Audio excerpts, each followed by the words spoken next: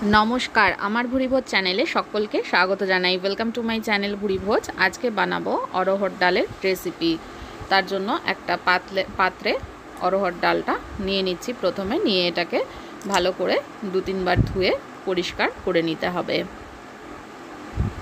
एइभाবে दो तीन बार परिष्कार करे नेওয়ার परे डालटा आमी एक देড় घंटा मतन जले भिजिए राखबो। तारपरे एटा सेদ্ধ करे नेब। देखुन एटा एक घंटा मतन भिजिए रेखेছিলাম जले। एबार प्रेसार कुकारे একটা সিটি দিয়ে সেদ্ধ করে নিতে হবে। সেদ্ধ করার সময় এর মধ্যে নুন দিয়ে দিলাম স্বাদ মতন।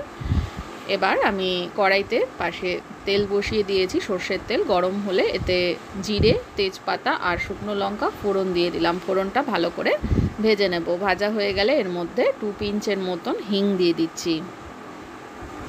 এবার এর মধ্যে দিয়ে দেব আদা বাটা, 1 টিস্পুন মতন আদা বাটা দিয়ে দিলাম। হিঙের সাথে একটু মিক্স করে নিয়ে আদাটাকে ভেজে নিচ্ছি। এবার এর মধ্যে দিয়ে দিচ্ছি সামান্য একটু হলুদ গুঁড়ো। হলুদ গুঁড়ো দেওয়ার পরে আমি এর মধ্যে দিয়ে দেব আলু আর ছোট ছোট করে কেটে রাখা আলু আর টমেটো। এখানে ছোট সাইজের একটা টমেটো ছোট টুকরো করে কেটে নিয়েছি আর একটা মিডিয়াম সাইজের আলু নিয়েছি ছোট টুকরো করে। এবার আলু আর টমেটোটা ভেজে নেব। ভাজার সময়ের মধ্যে দিয়ে দেব নুন আর দিয়ে দেব 3-4টে চেরা কাঁচা লঙ্কা।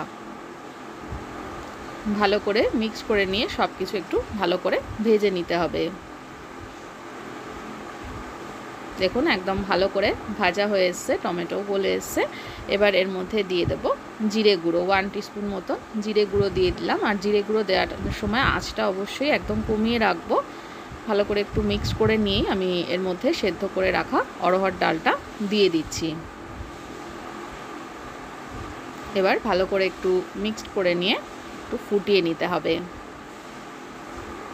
ভীষণ সুস্বাদু হয় এইভাবে রান্না করলে। এটা ভাত রুটি দুটোর সঙ্গেই খেতে পারবেন।